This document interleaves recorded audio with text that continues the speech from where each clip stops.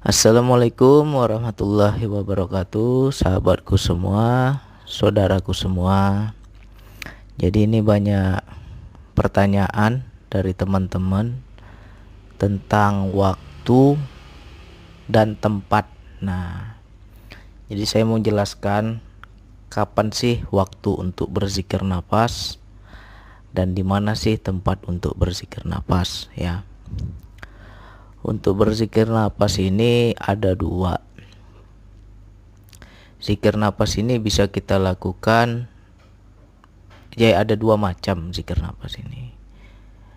Zikir nafas yang pertama adalah zikir nafas yang khusus. Makna yang khusus itu ialah ketika kita duduk timpu, itu namanya zikir nafas khusus atau sakral.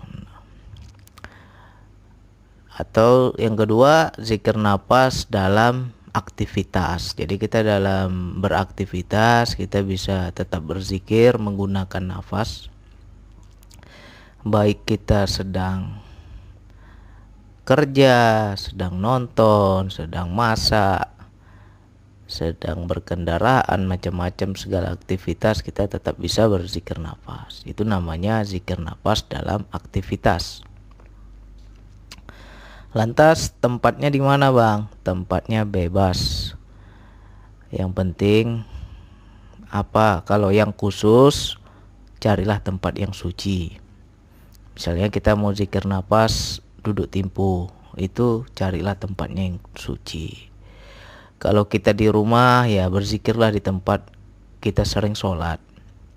Misalkan di rumah kita ada musala kecil ya kan, atau ada tempat yang kita sering sholat di kamar. Nah, itu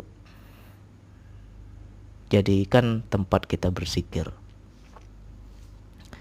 Kalau zikir nafas dalam aktivitas ya bebas, tempatnya di mana aja. Waktunya kapan, Bang? Ya kapan aja.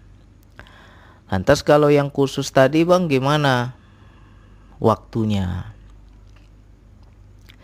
Kalau zikir nafas yang khusus, kita duduk timpu itu, carilah waktu yang sepi atau sunyi atau tenang. Makanya kalau benar-benar mau mencoba itu ya waktu malam begini. Orang sudah tidur, anak istri kita nggak lagi nonton TV, kan tenang kan suasana rumah kita. Pakailah untuk melatih zikir nafas. Itu saat yang paling baik. Jadi kalau kita pemula pasti akan terganggu. Kalau dengar suara berisik itu akan terganggu. Jadi carilah waktu-waktu khusus yang jauh dari keramaian, jauh dari keributan. Tengah malam, jam 10 malam ke atas. Udah tidur semua, udah sepi, nah, baru kita coba latih zikir nafas. Waktunya berapa lama, Bang? Nah, ini banyak ditanyakan. Usahakan zikir nafas yang khusus, yang duduk timpu itu, usahakan minimum 30 menit. Kenapa? Kalau kita di bawah 30 menit, itu kita masih di wilayah jasad, belum masuk pada kesadaran jiwa. Karena apa? Kita masih pemula. Tapi kalau kita sudah terlatih ya nggak perlu 30 menit. 5 menit juga bisa masuk ke jiwa kalau sudah terlatih. Tapi karena kita belum terlatih, ya usahakan 30 menit ke atas. Tapi gimana nih, Bang? Saya nggak tahan duduk misalkan ya. Banyak teman-teman yang mengeluh nggak tahan duduk timpu. Katanya kakinya sakit karena tertindis itu kan, tertimpa kaki kita itu kan. Ya, kalau nggak nyaman duduk timpu, silakan dengan posisi duduk bersila. Nggak kuat juga, selonjor aja kakinya. Kalau nggak kuat juga duduk bersandar, nggak kuat juga selonjor ya bersandar ke dinding. Nggak kuat juga duduk, silakan dengan cara berbaring. Kan ada tuh video saya itu, tidur dalam kesadaran jiwa itu. Jadi nggak ada alasan untuk tidak berzikir. Banyak kemudahan. Nggak bisa duduk dengan cara berbaring, bisa juga. Tapi wajib kalau yang khusus, zikir napas yang khusus, wajib kita itu suci. Karena itu agak sakral. Karena itu benar-benar masuk pada rohani, itu kita harus bersih. Jadi usahakanlah teman-teman berwudulah dahulu. Anggap saja kita hendak sholat, ya kan? Kalau kita hendak sholat kan harus bersih, harus suci. Wudulah dahulu. Karena yang kita jumpai ini Allah.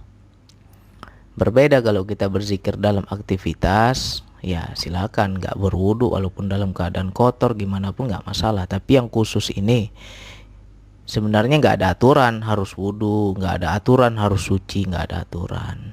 Cuman itu etika kita, adab kita. Kita hendak menjumpai Allah, bersucilah dahulu, ya kan? Ada lagi yang bertanya, Bang, saya namanya wanita, perempuan, terkadang haid, Bang. Apakah boleh saya DN? Boleh. Tetapi DN-nya itu yang dalam aktivitas. Kalau kita zikir napas atau DN yang khusus, usahakanlah setelah kita bersih. Ya. Itu adab kita, etika kita. Jadi kalau haid ya dalam aktivitas saja, nggak usah kita yang duduk timpuh itu. Nantilah tunggu bersih baru kita latih lagi yang duduk timpuh. Jadi itu antara waktu dan tempat. Silakan tempatnya cari yang nyaman.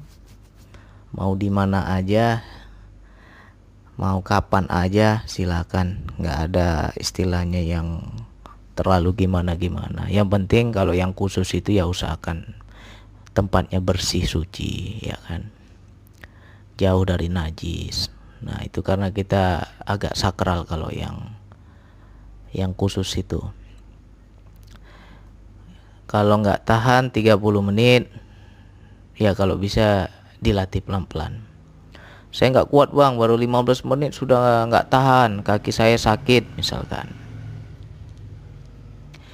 Ya udah berhenti aja dulu. Kalau nggak kuat ya semampu kita. Mampunya berapa lama? 10 menit. Ya udah 10 menit. Besok latih lagi. Agak lebih lama lagi kita tekan, ya kan. Kalau saya dahulu awal-awal saya melatih zikir nafas, karena dulu saya itu memang senang berzikir. Tetapi dahulu saya pakai tasbih. Ribuan kali saya zikir pakai tasbih. Kuat saya duduk itu berlama-lama. Tapi duduknya duduk bersila, makanya saya kuat.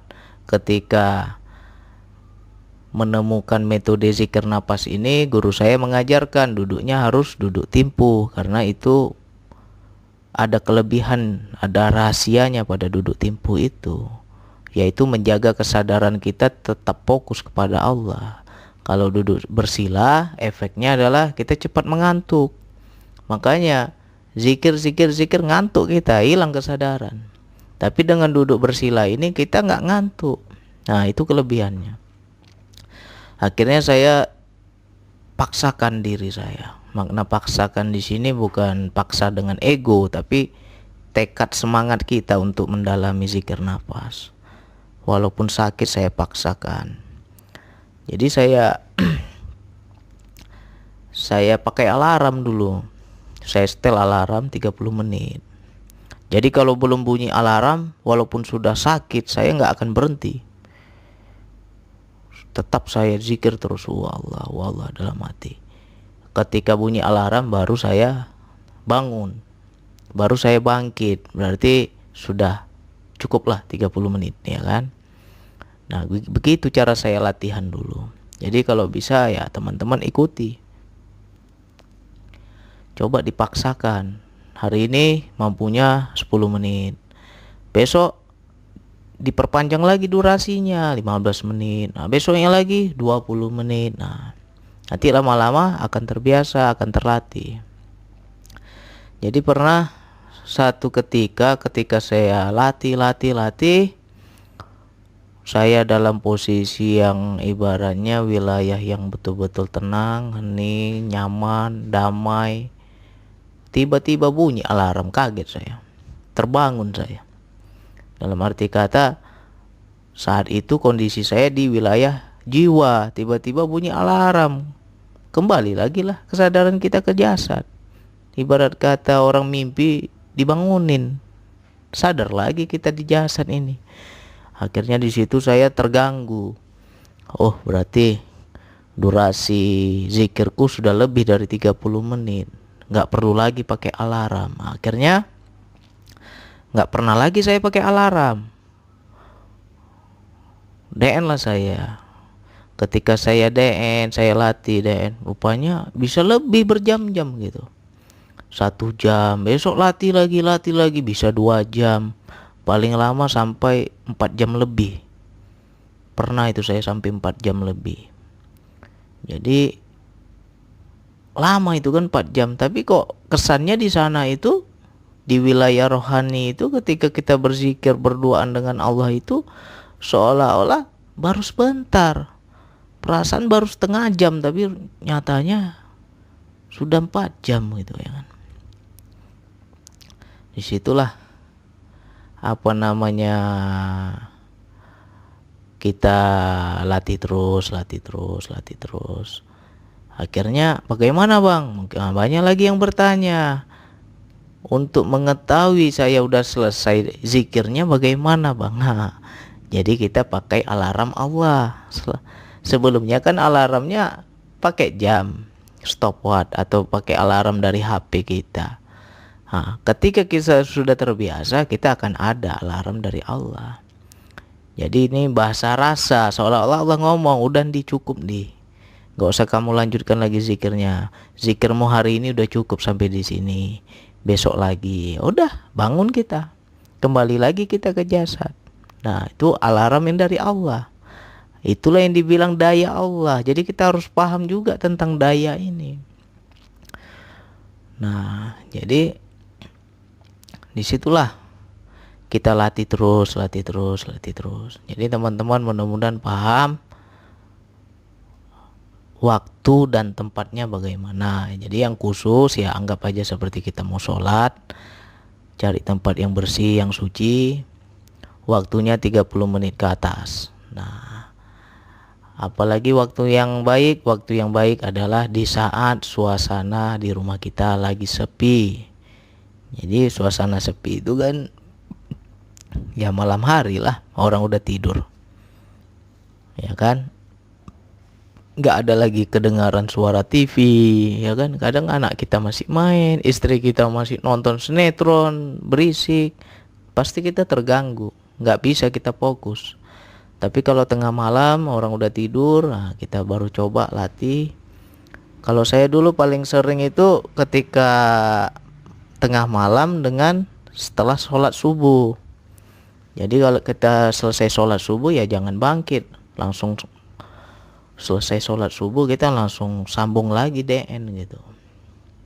Itu kalau istiqomah, kita selalu latih, maka akan ada dampak dalam kehidupan, yaitu keberisanan kita kepada Allah, sadar kita kepada Allah akan aktif.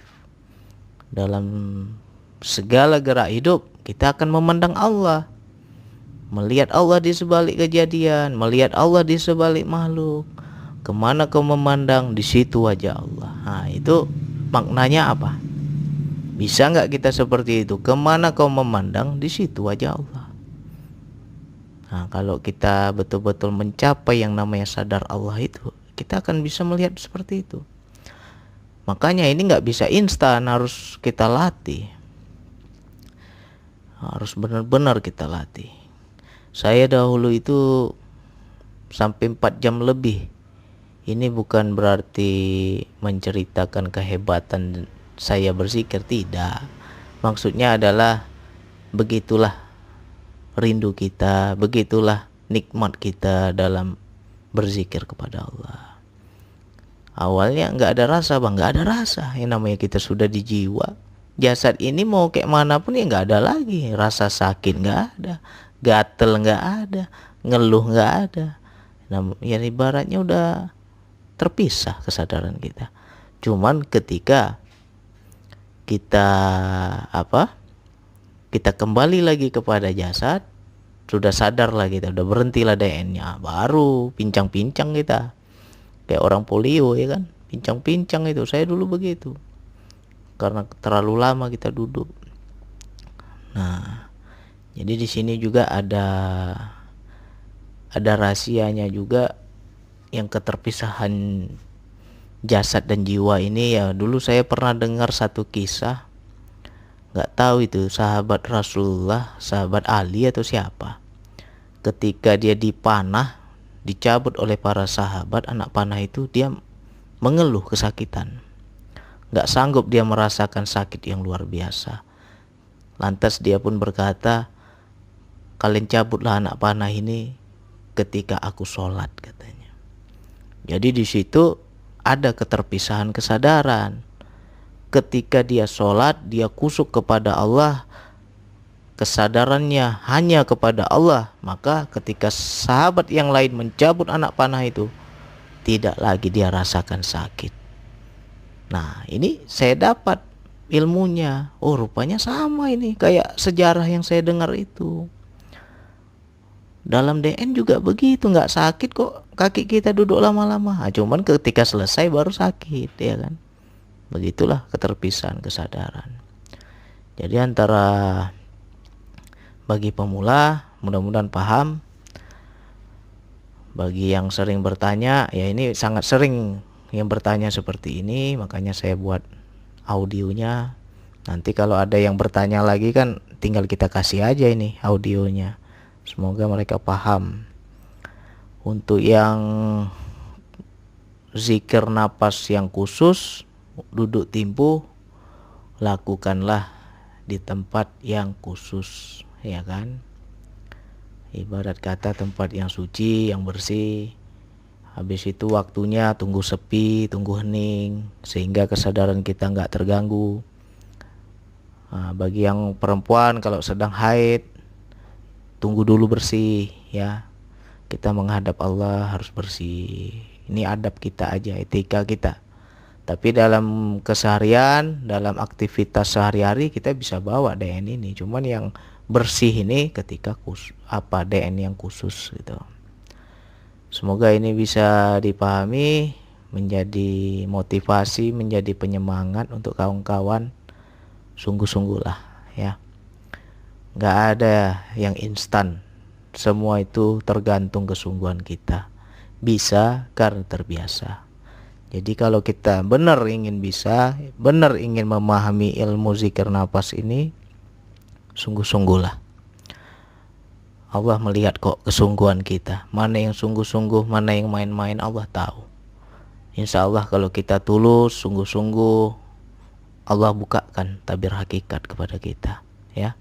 Sekian dari saya. Wassalamualaikum warahmatullahi wabarakatuh.